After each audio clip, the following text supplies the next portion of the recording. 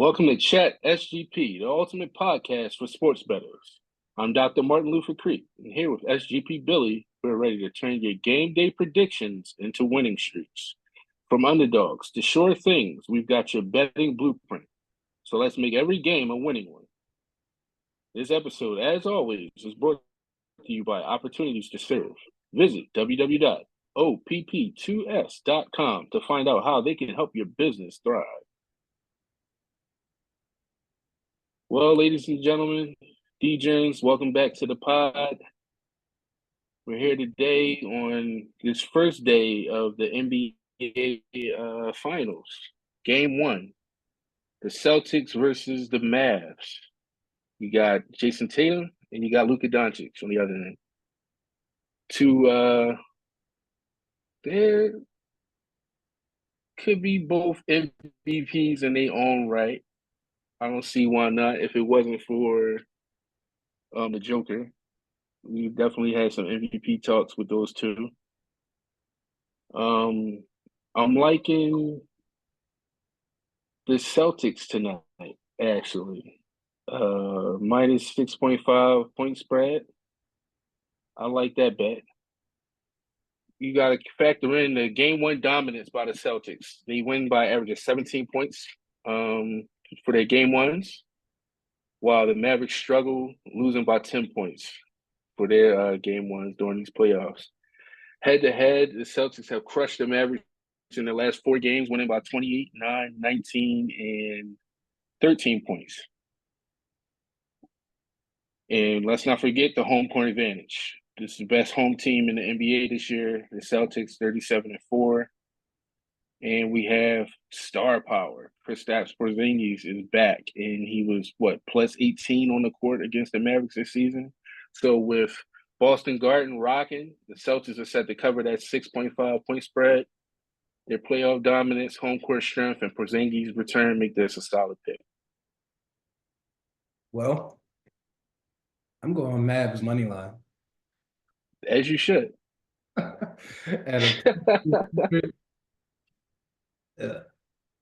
I think they're just as good of a team or maybe better.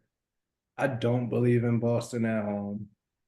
I don't necessarily believe in Jason Tatum. 37-4, you don't believe in them at home? Just those 4 times, huh? It's just Jason Tatum. I don't believe in Jason Tatum enough to not believe in their team. If it was Jaylen Brown's team, it might be different. But it's something about the Tatum dynamic that I just can't get behind. I've never bet on Tatum and it come through. That's a part of my bias, obviously. But I just kind of think the Mavs are not necessarily on a streak, but feeling pretty good, more active, less rest, probably more focus. I think they might even be hungrier somehow than the Celtics. Celtics to me pretty complacent all of the time. Those guys have been together for more than 5 years, 6 years, 7 years. If it's not done by now, I mean, I'm not going to just start putting my bank, putting everything in the bank now. So I kind of think Dallas is probably going to come in and get this first win. But that's just my projection. I haven't made any parlay picks. I may actually wait till the game starts, like I usually do with the NBA. But I do have a no sweat better 3 or 4 that I could use on bets prior to the game. So I maybe my no sweat bet is just the Mavs money line, and then I'll make just in-game live cash bets. But again, I'm not sold on the Celtics. I like Brown for points if you're going 20-25, maybe 30. Tatum, I will leave off of my ticket, although he should be good for at least 20. I think Kyrie is a question mark. Maybe he's good for 18, 19. I think Luka 25, 30-ish, which would mean if that was the case, a lot of people stepped up on the Mavericks for them to get across the line. So I don't know. Like I said, I do like to see how game ones go and bet accordingly. But I do think the Mavericks are going to get this one. How much of your money line decision is based off the fact that we're lifelong Laker fans? 0. Zero? It was tough for me. Is It it was tough for me is it picking the tougher to Celtics. use JJ Redick as a coach? Listen, Come on, man. I'm a Laker, man. I can't root for the Celtics, but the numbers don't lie. They might. We'll see though. I think a part of me thinks this is going to be a blowout series. I don't think it's going to be that great. So I have very Really. in the bank for the Celtics. I just don't know why. But I do Understood. like the underdog. You know, right before the pod, I did just bet on a plus 500 to win, and they won. So I bet underdogs. If you're going to tell me the Mavericks are an underdog, I'm taking it. That's just kind of where I am with it.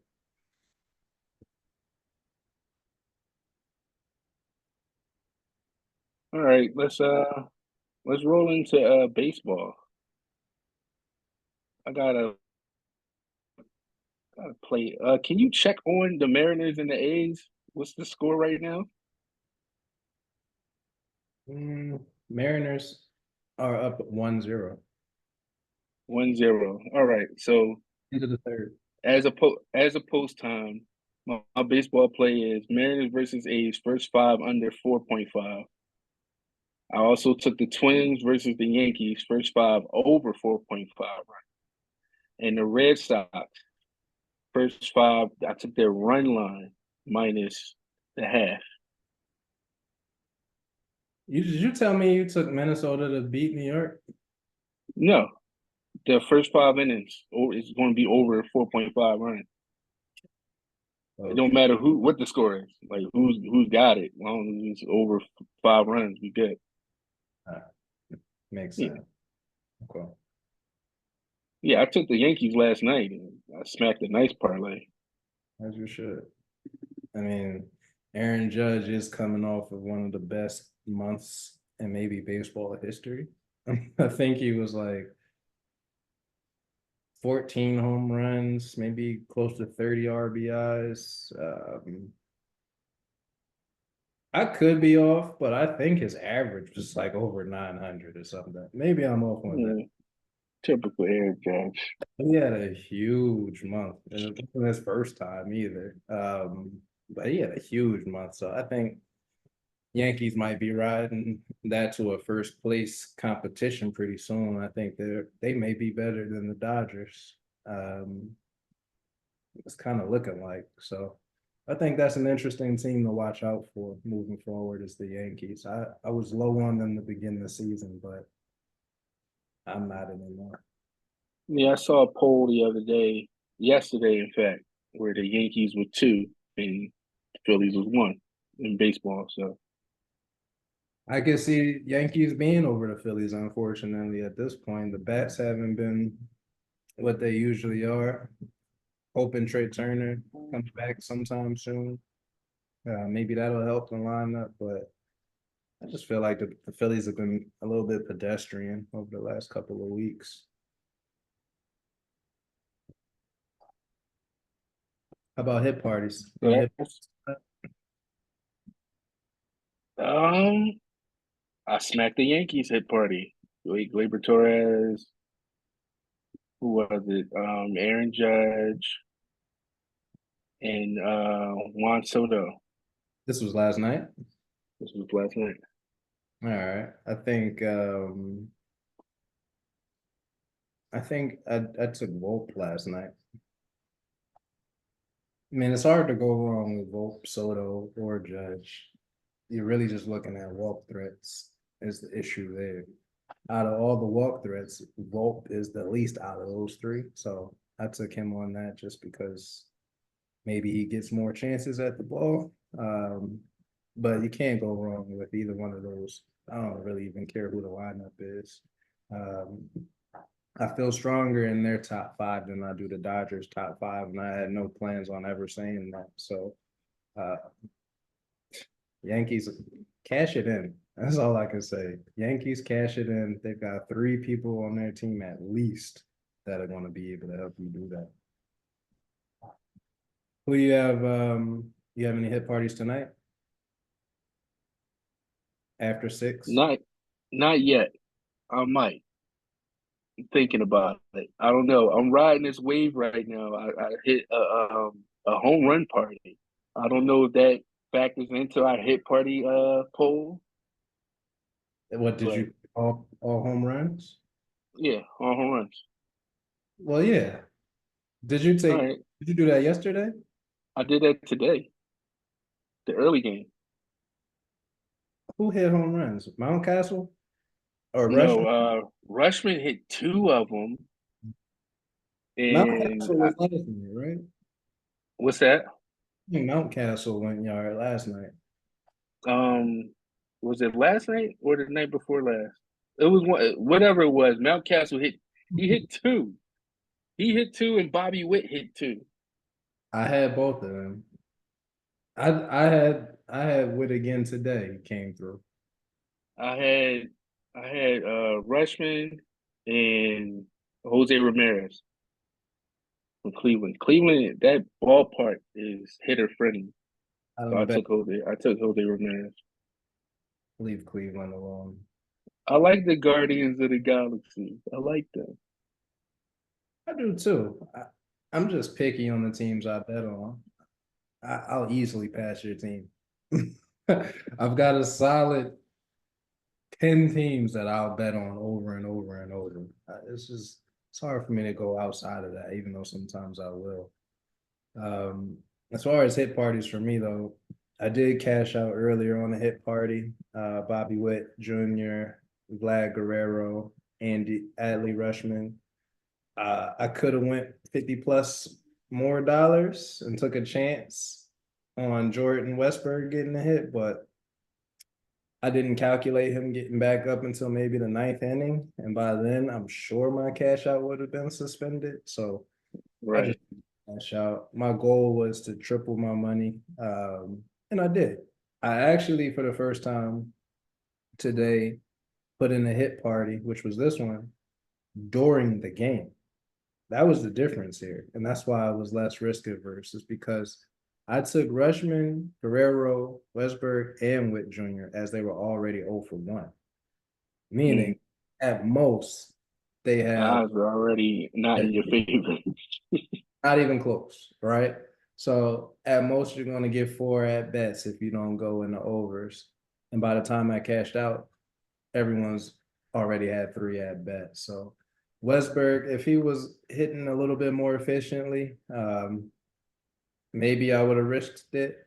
If it was a Phillies player, maybe I would have risked it, but it wasn't. So I got out of there. I think at the end of the day, if you come in with a number on your mind to meet, it's easier to cash out. I actually tried to cash out 4 times, and every time I cashed out, it dropped it back to like $20. So I had to continue to wait until it went back up, double that, and then I cashed out. But I was only interested in safe plays today. To be honest, I'm safe play J from here on. I want to just collect money. I don't want to take any losses. And any losses that I do take, I want to recoup. So I've been successful with that all week. I actually haven't lost a single dollar all week. I haven't had to invest a new dollar in weeks. So the strategy is working pretty well. But as far as hit parties for this month, um, we haven't calculated your third one in, but altogether, that would mean we're at, let's say 16 hit parties. We'll factor Okay. we'll factor in your wager amount or your win amount, because I'm sure it was pretty substantial for a home run hit party. Yeah, absolutely. But as we have it now, this is where things stand. We're at 13 for me, 2 for you. You're below 100 on your earnings slightly, or you're slightly above with those two, actually. You were over 50 each time. And I'm slightly below 400. So the point of this is a lot of times people ask us, well, how much did you win for a hit party? So we wanted to be able to show the validity of the strategy along with the opportunity to increase your investment. So for us, it works out pretty well. I mean, your 2 hit parties were worth over $100 pretty easily. My 13 hit parties are really pretty much along those lines. I think the differences between us is that your hit parties are usually more dangerous than mine, meaning a lot more legs and things that are more unlikely to happen, like a bunch of home runs. So I think that's going to show a good difference in the cash portion of it too, right? Because you may end up with 10 hit parties with way more cash than I made, right? Because you're more, let's say, adventurous in the betting. So I think we'll keep the graphic as long as we keep the hit parties up. I don't know if you do a hit party every day, but I may just do 1 or 2 every day just to get it out there. So just to give people an idea of volume, how many bets we're placing, I'm only doing 3 to 4 hit party picks a day, never any more than that. And it's usually between 2 and 3. How about you? And yeah, about the same amount, 2 to 3. And I wanted to ask, do the ones that we cash out on, does that count towards the pool? Absolutely. So I have 2 to add. Then yeah. I think cash outs are the same as a winning bet. It goes in the same category. It goes in your bank account. So as long as the money's going in your bank account, not coming out, it counts. A cash out is really like a perk. It doesn't happen on every app. So it's a strategy.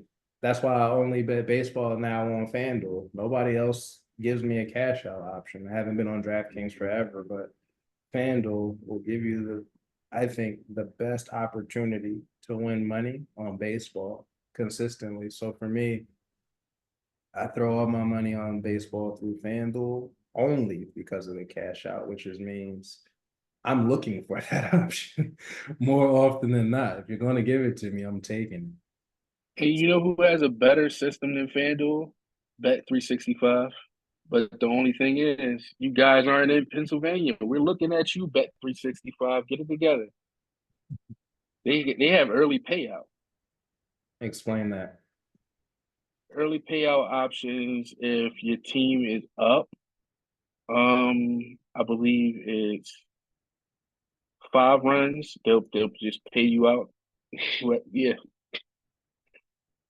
before like the finality of the game, the results. Um, and they also have cash out too. So I need to have a New Jersey residence. That's what you're saying. No, we just need to be across the bridge to place bets. So it's geolocation is what we're talking about. Yeah, Oh, okay. So that means yeah, we'll have a show from like the aquarium one day. something. Because I mean, I spent the weekend in Atlantic City and I was on Bet365 the whole time. I remember talking to you. No, that sounds like a good option. I've never seen those options before, but if it's going to help me win, I will drive across the bridge. Makes And that's baseball. Like the early payout with soccer is only 2 goals. Oh wow. Yeah, bet 360. Regard, I'm looking for you. Absolutely. right.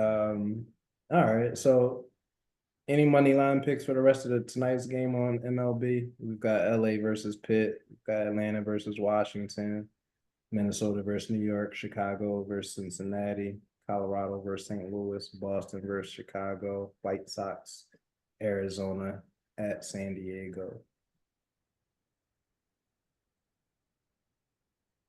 Wow. Is Colorado at home? Colorado's away. Away. Ooh. Get the Bizarro Rockies. Don't take them, whatever you do. Definitely money line the Yankees. Money line, the Yankees, and I would go St. Louis. They're rolling right now. Yeah, I think that's a good pick. Um, I think anybody against the White Sox is a good pick. Yeah. They were just playing Chicago. They had a Chicago series, so their series ended a little quicker than the others. Um, but yeah, I would And ended in a walk-off home run, actually, I would take in the Boston. ninth. I'd take Boston over Chicago at Chicago if I was to do that. I would stay away from LA and Pittsburgh. I do not trust what I've been seeing out of that series for LA. Seems like Pittsburgh's not a bad team at all. No, Uh, they're not. Definitely New York money line. I'd take Atlanta over Washington, just kind of spitballing that. I'd take, I'd move on past the Chicago game, like usual. I definitely would take St. Louis over Colorado. I'd take Boston over the White Sox, like I said. And then Arizona and San Diego, I probably lean towards San Diego, but I'd probably leave that game alone as well. Right. Um, all right, so as far as hit parties, it looks like I'm going to try to go for the 7 o'clock block. So New York and St. Louis. Maybe I'll find a batter within that Chicago and St. Louis or Cincinnati series. But I do already have a few people in mind for both St. Louis and New York, so I'll probably just be looking for one. One of the things in hit parties that sinks my hit party, if I'm not betting a team that I frequent, is that it's very infrequent that two of the batters I select on the same team get a hit in the same game. I keep running into that. I ran into that yesterday. I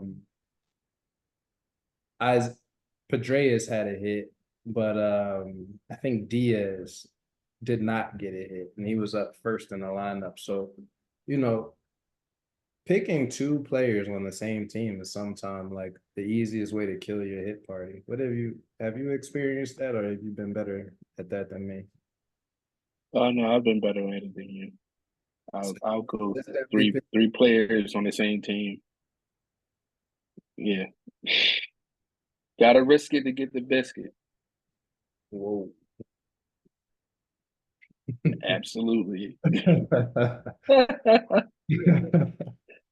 But no, I think I don't know, man. For me, unless it's like a Phillies game, the two batters on the same team is just not something that works frequently. I don't know why.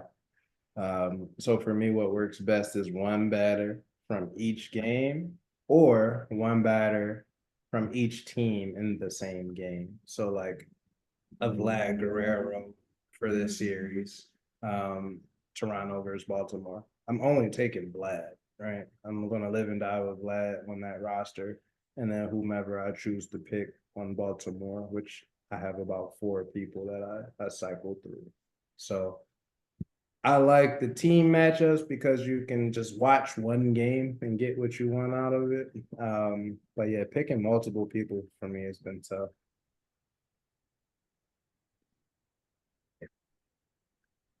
So if you're not getting in on any 7 o'clock games, I'm planning on being up a couple more of these wins.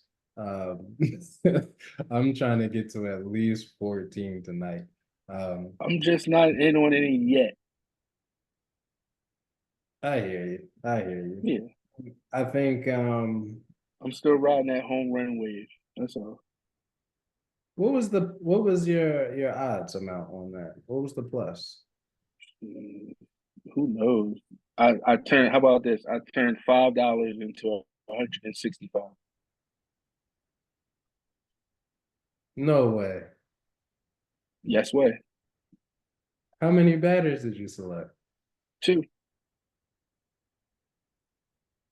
I'm risky. What?